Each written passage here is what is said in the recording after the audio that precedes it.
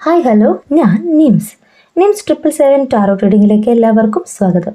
എന്ന് കണ്ടുകൊണ്ടിരിക്കുന്ന എൻ്റെ വ്യൂവേഴ്സിന് വേണ്ടിയിട്ട് കുറച്ച് കാർഡ്സ് നമ്മളിവിടെ ഷഫിൾ ചെയ്ത് വെച്ചിട്ടുണ്ട്. അതിൻ്റെ മീനിങ്സിലേക്ക് നമുക്ക് പോവാം. അതിന് മുന്നേ എന്നത്തെയും പോലെ പ്രാർത്ഥിക്കാം. എങ്ങനെ പ്രാർത്ഥിക്കേണ്ടേ?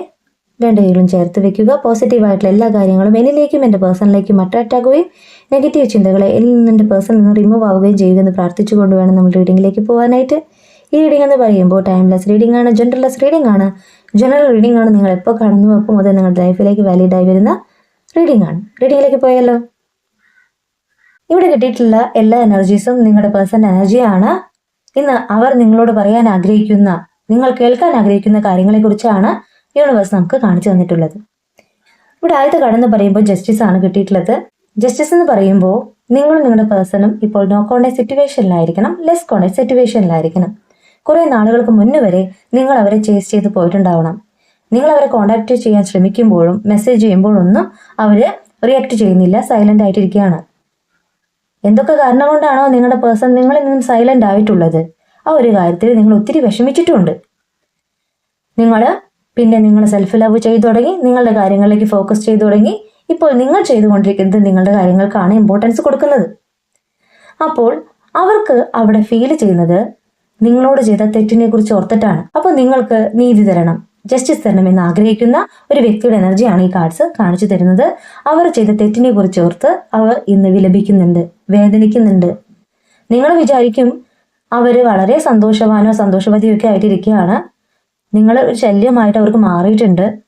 അപ്പോൾ എന്തുകൊണ്ടും ഞാൻ ഇപ്പോൾ സൈലന്റ് ആയിരിക്കുന്നതാണ് ഇപ്പോൾ നല്ലതെന്ന് നിങ്ങൾ ചിന്തിക്കുന്നുണ്ട്. എന്നാൽ എന്ന് മുതൽ നിങ്ങൾ സൈലന്റ് ആയി തുടങ്ങിയോ അന്ന് മുതൽ അവർക്ക് വന്നിട്ടുള്ള മാറ്റം എന്ന് പറയുന്നത് ഒറ്റപ്പെടലാണ്. അവർ ചെയ്ത തെറ്റിനെ കുറിച്ച് അവർ ഓർക്കുന്നുണ്ട്, നിങ്ങൾക്ക് ജസ്റ്റിസ് തരുവാനും അവർ ആഗ്രഹിക്കുന്നുണ്ട്. സെക്കൻഡ് കാർഡ് എന്ന് പറയുന്നത് പേജ് ഓഫ് സോർട്സ് കാർഡാണ്. നിങ്ങളുടെ പേഴ്സൺ എനർജി തന്നെയാണ് കാണിക്കുന്നത്. ഇവിടെ റെസ്റ്റ്ലെസ് ആയ ഒരു പേഴ്സൺ എനർജിയാണ് കാണിക്കുന്നത്. ക്യൂരിയോസിറ്റി ഉള്ള ഒരു പേഴ്സൺ എനർജിയാണ് കാണിക്കുന്നത്. അവര് ഒരുപാട് പഠിക്കാൻ ആഗ്രഹിക്കുന്ന, അറിവുകൾ നേടാൻ ആഗ്രഹിക്കുന്ന ഒരു വ്യക്തിയാണ്. അവരുടെ കരിയർ നോക്കുകയാണെങ്കിൽ അവർ നല്ലൊരു പൊസിഷനിൽ തന്നെയാണ് ഇരിക്കുന്നത്. എങ്കിലും അവർക്ക് ബെറ്റർ ആയിട്ടുള്ള ഒരു ഫ്യൂച്ചർ വേണമെന്ന് അവർ ആഗ്രഹിക്കുന്നുണ്ട്. അപ്പോൾ ക്യൂരിയോസിറ്റിയോട് കൂടിയിട്ട് ലേണിംഗ് ന്യൂ, അറിവ് വീണ്ടും സമ്പാദിക്കുന്ന ഒരു വ്യക്തിയുടെ എനർജിയാണ് കാണിക്കുന്നത്. എന്നാൽ ഈ കാർഡ് നോക്കിയാൽ മനസ്സിലാവും, ഇടത് കൈയിൽ അവർ ബുക്കുമായിട്ട് നിൽക്കുകയാണ്. വലത് കൈ എന്ന് പറയുന്നത് കുറച്ച് ലൈറ്റ്സ് ആണ്. ഒരിക്കലും ആ ലൈറ്റ്സ് പ്രകാശിക്കുന്നില്ല. അവർ കുറേ സാധ്യതകളെ മുന്നിട്ട് കണ്ടുകൊണ്ട് അവർ പ്രവർത്തിക്കുന്നുണ്ട്. അവരുടെ കാര്യങ്ങൾക്ക് വേണ്ടി അവർ ഫോക്കസ് ചെയ്യുന്നുണ്ട്. ബ്രില്യന്റ് ഫ്യൂച്ചറിന് വേണ്ടി അവർ പ്രയത്നിക്കുന്നുണ്ട്, ഒരുപാട് പ്രയത്നിക്കുന്നുണ്ട്.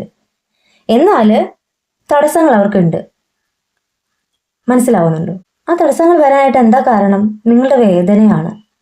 ആ വേദന മനസ്സിലാക്കുമ്പോൾ തന്നെയാണ് അവർ നിങ്ങൾക്ക് ജസ്റ്റിസ് തരാനായിട്ട് ആഗ്രഹിക്കുന്നത്. എന്തൊക്കെ നേടാനായിട്ടാണോ നിങ്ങളിൽ നിന്ന് നിങ്ങളുടെ പേഴ്സൺ മൂവ് ഓൺ ചെയ്ത് പോയത്, ആ ഒരു കാര്യങ്ങളിലേക്ക് തടസ്സങ്ങൾ വരിക.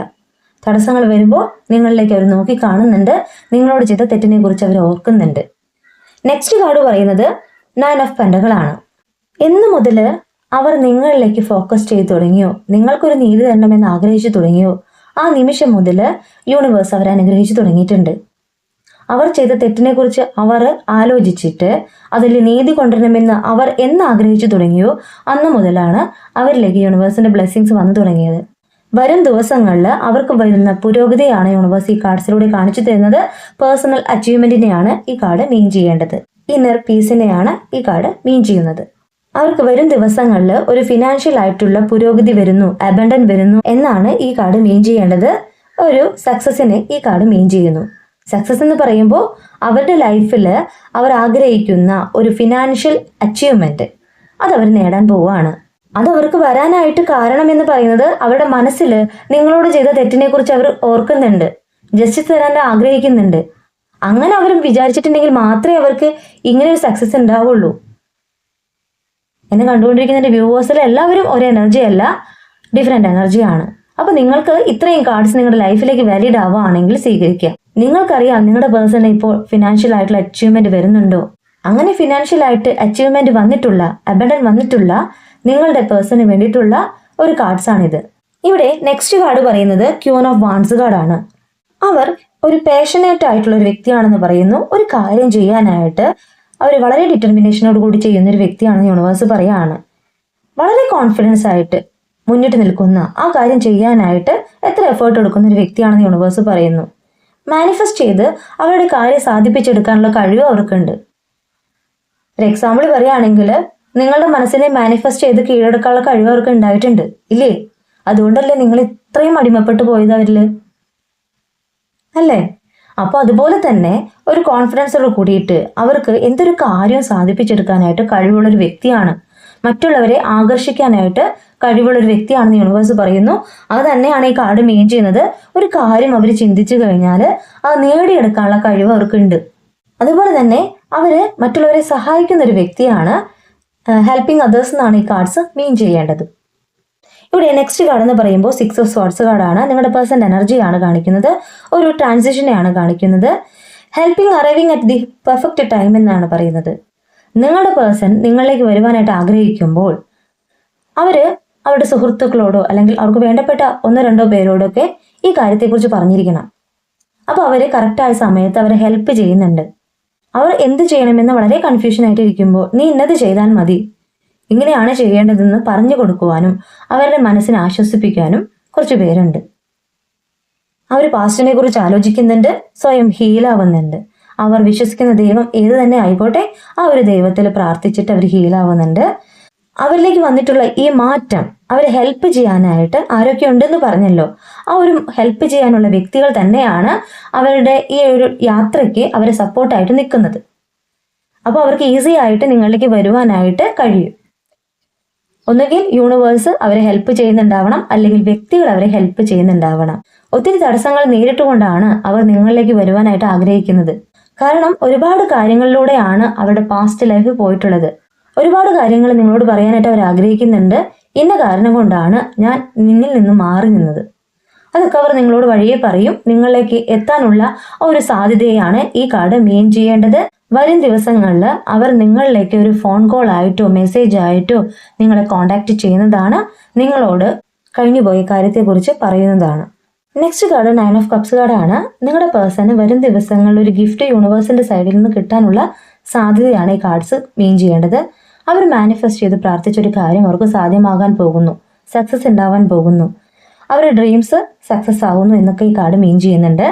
അവർക്ക് വരാൻ പോകുന്നത് ഫിനാൻഷ്യൽ ആയിട്ടുള്ള ഒരു അബണ്ടൻ ആണ്. അവരുടെ കരിയറിൽ ഒരു അച്ചീവ്മെന്റിനെയാണ് കാണിക്കുന്നത്. ഒരു പ്രമോഷനൊക്കെ ആയിട്ട് മീൻ ചെയ്യാം. അവരിലേക്കുള്ള സാധ്യത തന്നെയാണ് യൂണിവേഴ്സ് ഈ കാർഡ്സ് കാണിച്ചു തരുന്നത്. ഇത്രയും കാര്യങ്ങൾ അവർക്ക് വരാൻ പോകുന്ന കാര്യങ്ങളാണ് ഞാൻ പറഞ്ഞത്. ഇത്രയും കാര്യങ്ങൾ അവർക്ക് വരണമെങ്കിൽ അവരുടെ മനസ്സിന് മാറ്റം വന്നിട്ടുണ്ടാവണം.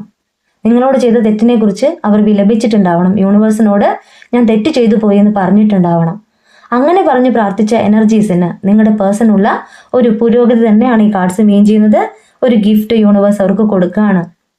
നിങ്ങളെന്ന വ്യക്തി ഒരിക്കലും അവരുടെ ദോഷത്തിന് വേണ്ടി പ്രാർത്ഥിക്കില്ല എന്ന് അവർക്ക് തിരിച്ചറിവുണ്ടാകുന്നത് അപ്പോഴാണ്. എത്രയൊക്കെ നിങ്ങളെ വേദനിപ്പിച്ചാലും ഓരോ ദിവസവും നിങ്ങൾ അവർക്ക് വേണ്ടിയിട്ടാണ് പ്രാർത്ഥിക്കുന്നത്. അപ്പോൾ നിങ്ങളോട് അവരെ മനഃപൂർവ്വമായിട്ട് സോറി പറയുകയാണെങ്കിൽ, ഞാൻ നിന്നോട് തെറ്റ് ചെയ്തു പോയെന്ന് അവരോട് ഹീലായി പ്രാർത്ഥിക്കുന്നവർക്കാണ് ഇങ്ങനെ യൂണിവേഴ്സ് ബ്ലെസ്സിങ്സ് കൊടുക്കുന്നത്. ഇവിടെ ബോട്ടം ഓഫ് ദി ഡെക്ക് എന്ന് പറയുന്നത് കറന്റ് സിറ്റുവേഷനെയാണ്. ദ ചാരിയറ്റ് ആണ് കിട്ടിയിട്ടുള്ളത്. നിങ്ങളിലേക്ക് വേഗത്തിൽ വരുന്ന ഒരു വ്യക്തിയാണ് കാണിക്കുന്നത്. അവർ വളരെ പെട്ടെന്ന് തന്നെ ആക്ഷൻ എടുക്കാനായിട്ട് പോകുന്നുണ്ട്. ഡിറ്റർമിനേഷനോട് കൂടി തന്നെയാണ് അവർ നിങ്ങളിലേക്ക് വരുവാനായിട്ട് ആഗ്രഹിക്കുന്നത്. അവർ വരുന്ന ആ ഒരു കാര്യം എന്ന് പറയുന്നത് നിങ്ങളുടെ ലൈഫിൽ സക്സസ് ആണ്, അല്ലേ? നിങ്ങൾ എന്തിനു വേണ്ടിയിട്ടാണോ വെയിറ്റ് ചെയ്തിട്ടുള്ളത്, ആ ഒരു കാര്യം നിങ്ങളിലേക്ക് വരുന്നതായിട്ട് തന്നെയാണ് യൂണിവേഴ്സ് പറയുന്നത്. നിങ്ങൾ മാനിഫെസ്റ്റ് ചെയ്ത് പ്രാർത്ഥിക്കുന്ന ഓരോ എനർജീസിനും നിങ്ങളുടെ കാര്യങ്ങൾ സാധ്യമാകാൻ പോകുന്നു. അത്രമേൽ ആഗ്രഹത്തോടു കൂടി വേണം നിങ്ങൾ പ്രാർത്ഥിക്കാനായിട്ട് എന്ന് ഞാൻ പറയുന്നതാണ്.